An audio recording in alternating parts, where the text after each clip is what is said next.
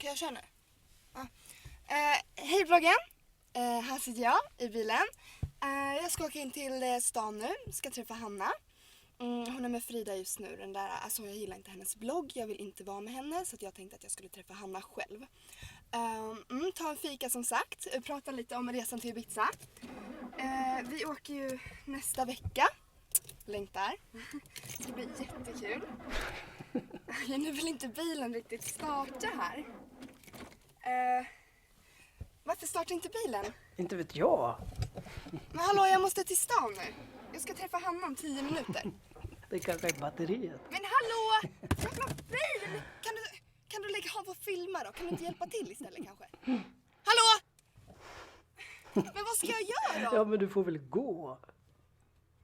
Du är dum i huvudet! Sluta filma, sa jag! Vad fan! Vad bil! Du är dum i huvudet!